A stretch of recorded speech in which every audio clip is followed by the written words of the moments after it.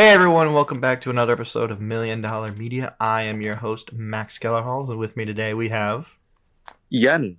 And today we're getting our crave on with Kraven the Hunter, the newest in the, Sony Pictures universe of Spider-Man characters. So, which is pretty much this lame excuse as Sony doesn't want to play ball with Marvel, so they've been making these really bad Spider-Man spin-off movies, including this one, unfortunately. We're a little late to the party with this one, so you probably heard all what you can hear about this film already, but we just wanted to throw our 10 cents out there because we heard it was just as bad as Madam Web, and I reviewed that earlier this year, so I only think it's fitting that we get to record one last Sony Pictures Spider-Man movie before the end of the year. With a friend. With a friend this time. I didn't go to see this alone, so that could affect my overall opinion on this film. And honestly, and this is the first note I made, it's not that bad, but it's far from being good. I think since you saw it with someone else, Uh-huh. I think you enjoyed it a little bit more too, because you were laughing at some of my reactions to what I saw. Yeah, and you were laughing. I think you laughed at one of my reactions at one point. Yeah.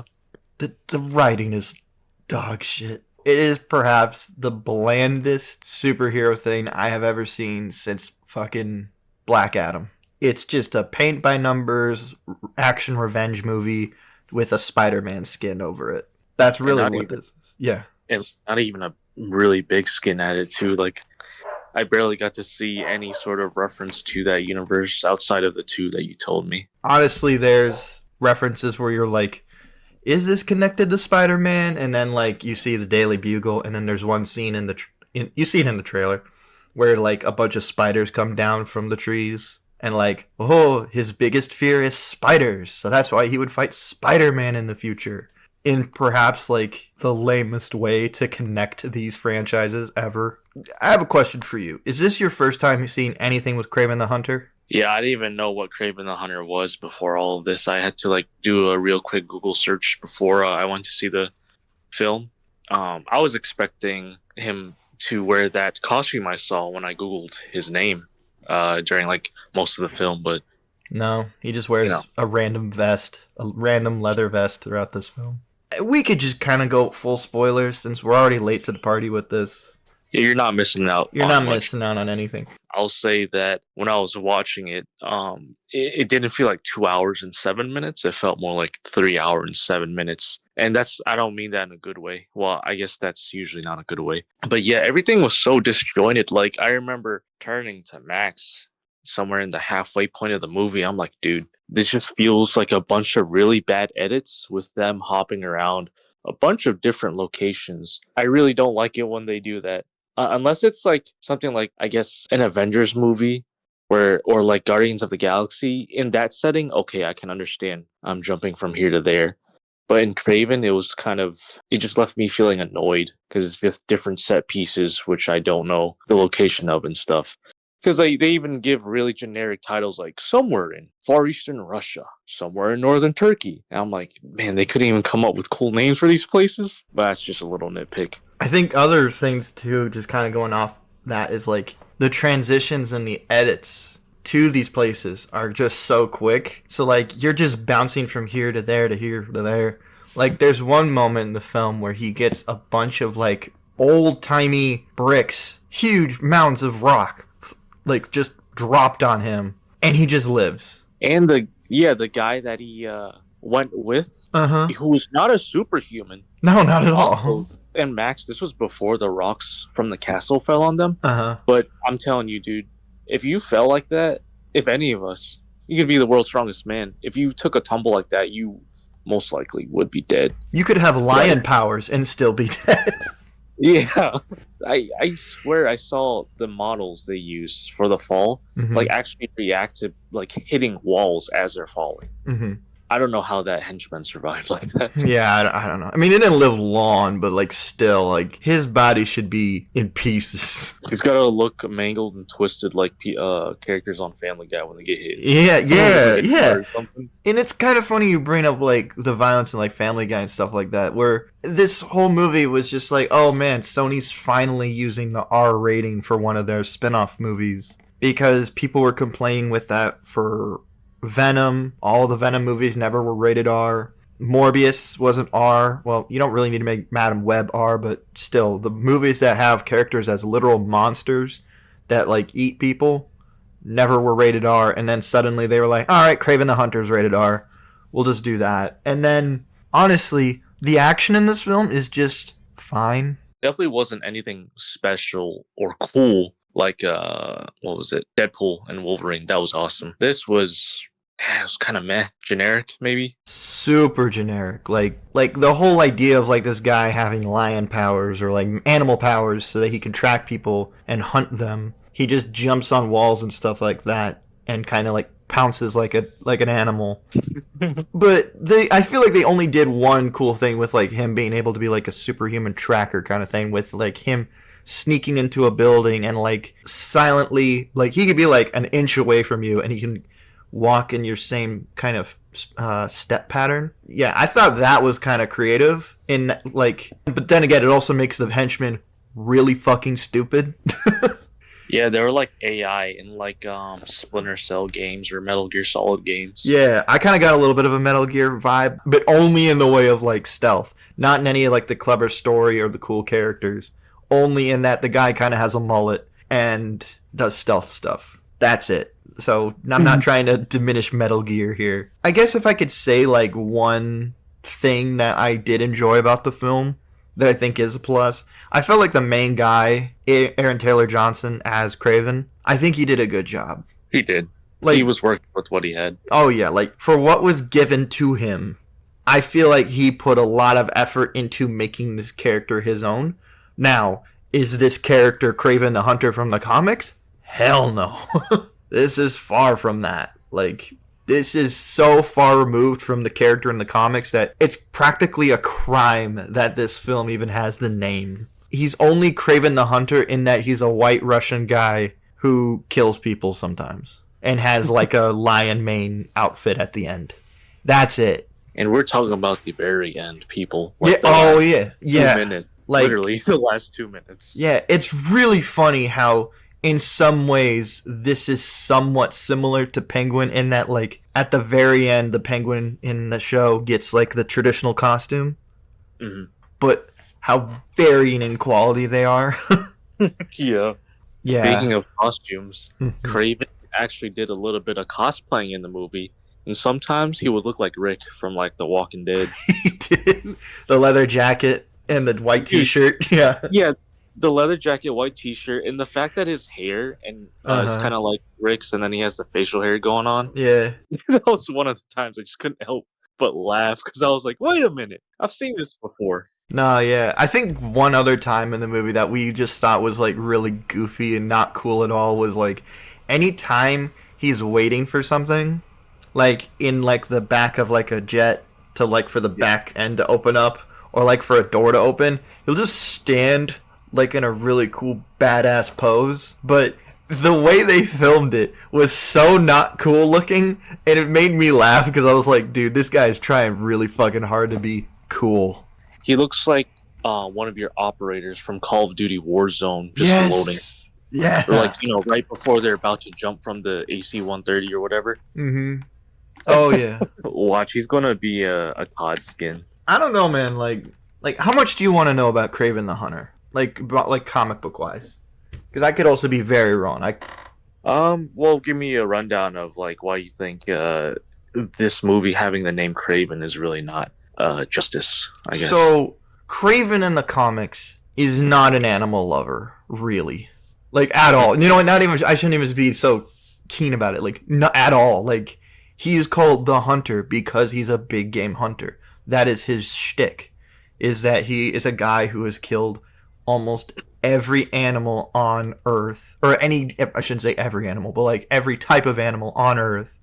Then he made his way to humans, and then he couldn't find anybody that was worthy of him fighting, so he then saw that New York had this particular animal-based superhero named Spider-Man, so he was like, I'm gonna go after Spider-Man, and he will be my last hunt. Wait, has he ever gone after Wolverine?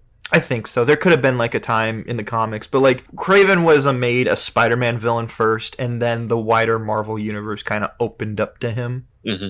So like I think he's had interactions with like Black Panther just because like Kraven is like yeah, this guy.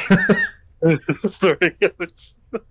Yeah, it's a really wild take because like it's literally like this like he's a foreign person approaching on African land and taking up their culture. So Black Panther's like, "Nah, we can't have this guy." So there's stuff like that. Kraven is the most heroic Kraven will ever get is that like he's not really out to like hurt people. Unless there's big game involved. Yeah, like unless it's like a game involved, like a hunt, he will use people to attract Spider-Man to his trap because Spider-Man is about helping people and saving people. So Kraven will use that. The cool thing about the character is that he's just this crazed lunatic of a man who has nothing but the hunt to live. And one thing that I really liked about the recent like Insomniac Spider-Man 2 game is that they added this extra level of like he has cancer. Mm-hmm. So like the reason why he's on this hunt and to do this is because he doesn't want to die to something that's so freaking beneath him as a tumor.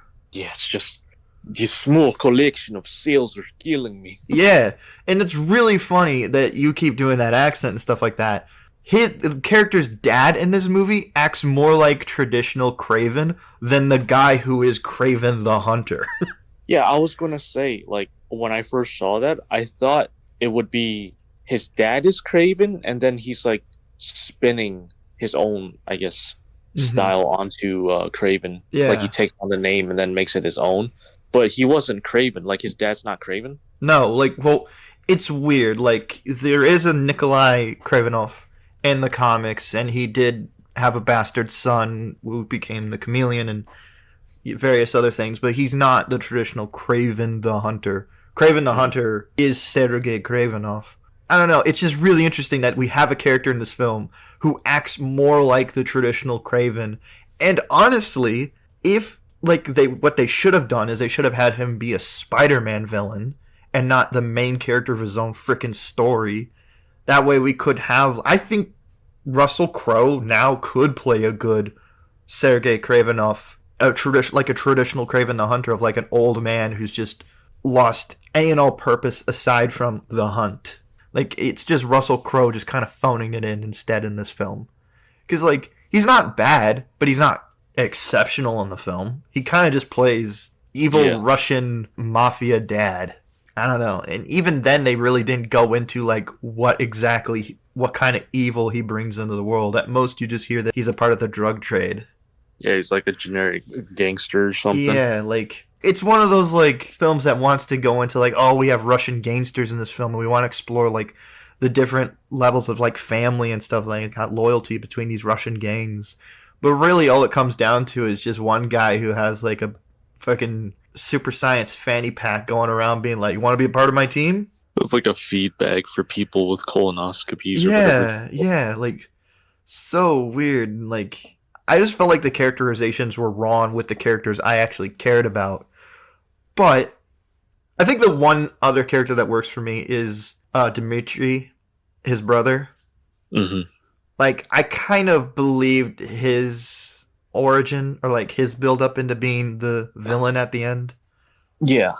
Like him being this like weak little guy who's only good at like mimicking voices. And I kind of like how they built that up, and then at the very end you get to see the traditional chameleon look. Yeah, it looks like a towel from a Warhammer 40k.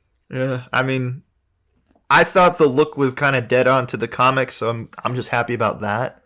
But at the end of the day, I'm just kind of like, oh, a villain I would have actually liked to have seen in a Kraven the Hunter movie. Like, and now we're just kind of Monday morning quarterbacking it a bit, but like, imagine if this film was about him trying to hunt his brother down, but his brother is this person who could become literally anybody. So, like, the idea of a hunt actually makes sense. No, instead, we gotta have him fight a giant, bad-looking rhino. Speaking of the rhino, do you remember the part where he was venting his frustration and he did a really weird squeal? Like, what was that, dude? I don't know.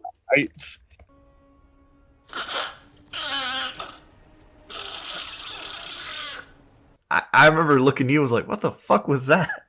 And then he never does it again in the rest of the No, film. he was It's so like weird. it it really took me out of the movie because I was like, okay, what's going on? Is this something the character is known for? No. Here's the thing about the Rhino. The Rhino is kind of to this point a joke villain. Like, he's a great villain for the video games because he's a big giant brute that Spider-Man can fight. Like, he's a fun Yeah. boss battle.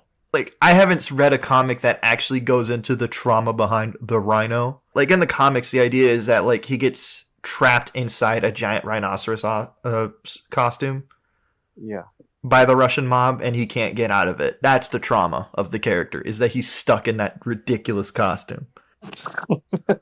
But some versions have made him like a giant mechanical thing. This version instead goes for half man, half rhino thing.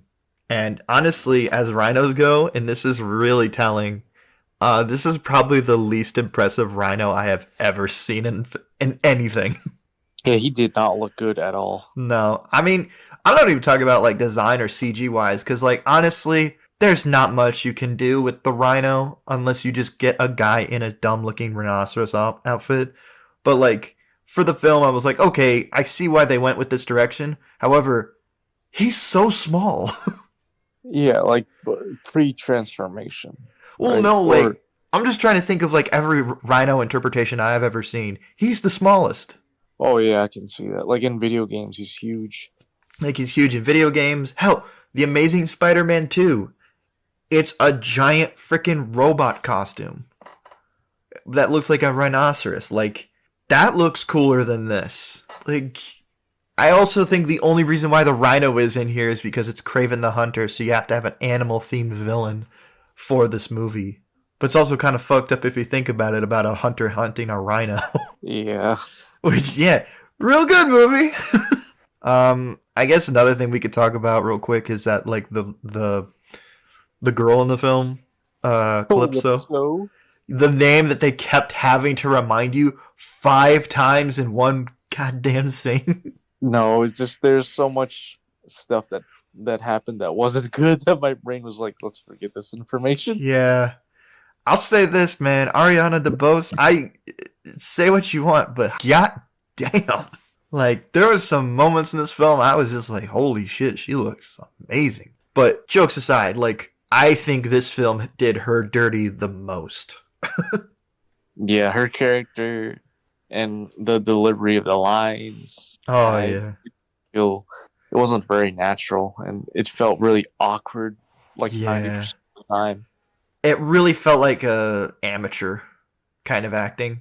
Or like B Yeah. Yeah, B movie's better in that, like, it's an actor who I totally believe could sell lines like this, just not being able to do it this time. Yeah, I mean, hell, there was even a technical aspect of it when she was delivering her lines. Mm-hmm. They were like by a really loud plane.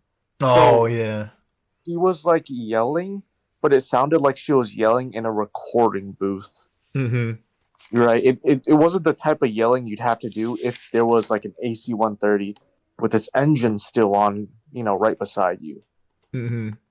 So that was also really weird to hear / see.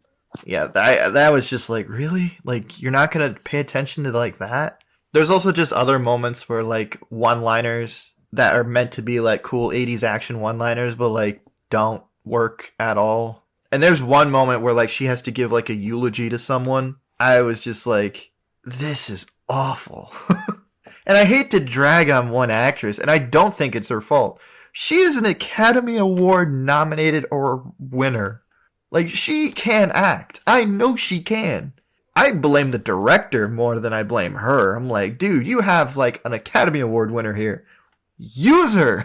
I don't know much about Calypso from the comics. I think she's actually Kraven's wife or like love interest in the comics. So like there's that, but like that's the only reason why this character's in the film.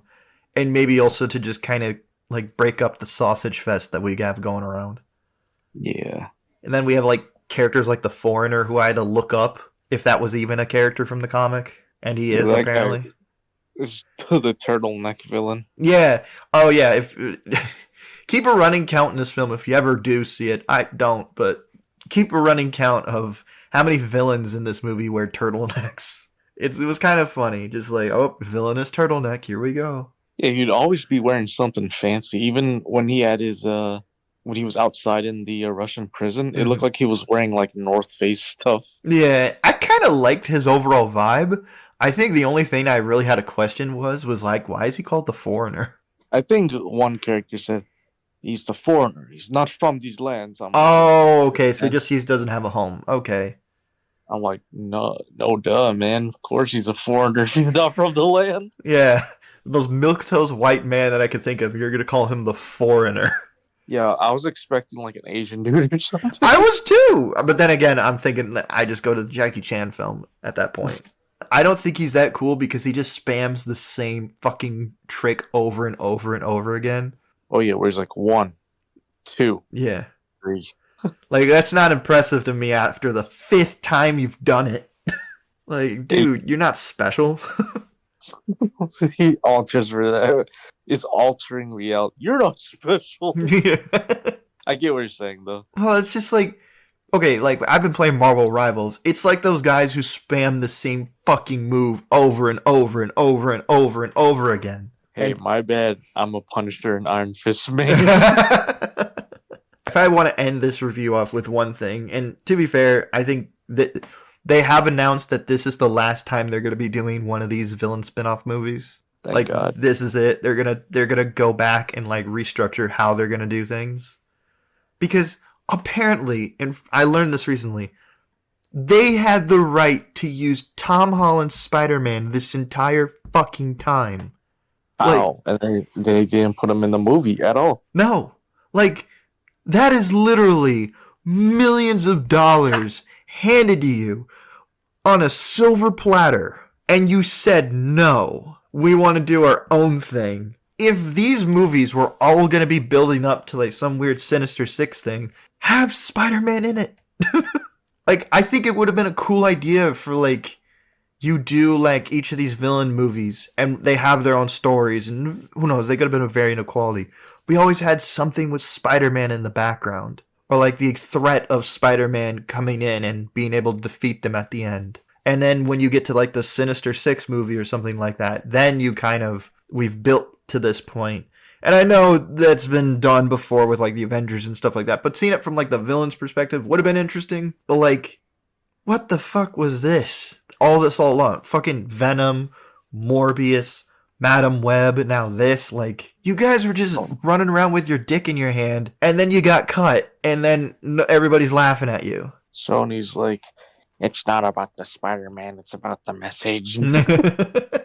I guess. The message being we can make shit movies. That's the thing that makes these characters fun, is that they are villains. Use them as villains. Not these bland heroes. Like, I'm sick to death of these fake villain movies.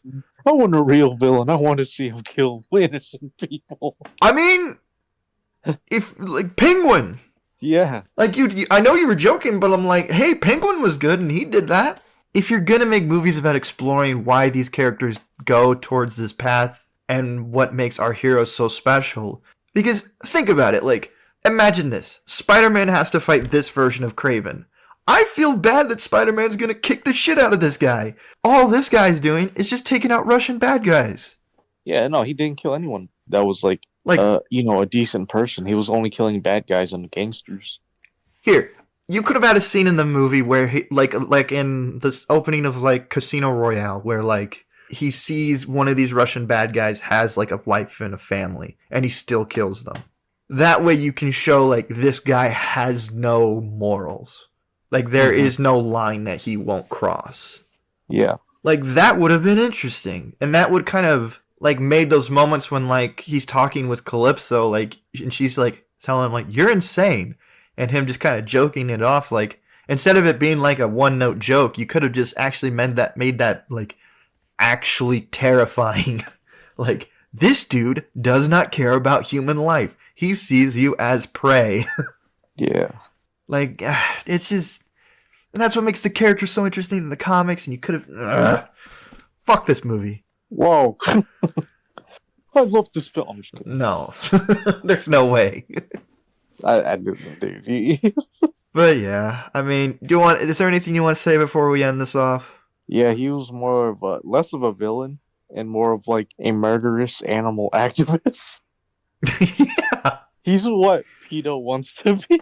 That's the thing, like, how interesting would it have been if they, like, made a film that would have pissed PETA off? And actually be like, and tell PETA, like, PETA, that's the fucking point. Yeah. Like, use controversy to kind of tell a point behind the character of, like, what it is to be a hunter. Because, honestly, I do think there's such thing as ethical hunting. Yeah. Like, there's a reason why there's hunting seasons and stuff like that. But, like, big game hunters, especially, like, there's a whole culture that you can genuinely deep dive into of big game hunters. But no, we got generic wannabe John Wick plot. Engineer come in with heavy Russian accent. Yeah. Even then, they didn't even commit to that. Like, half the time he has a Russian accent, half the time he has a British accent. Yeah. It's like, we gotta wrap it up. Yeah. This is going to make it on my list of worst. So stay tuned for that video. We have a couple videos being released pretty soon regarding reviews of Wicked and A Real Pain and other various Oscar-worthy movies, including one about Anora, which I promised last month, but scheduling conflicts. But yeah, my name is Max Kellerhalls, and with me today I had Yen. And yeah, The Hunter. Yen the Hunter. The Animal Defiler. Oh no! Like, subscribe, and share. Goodbye.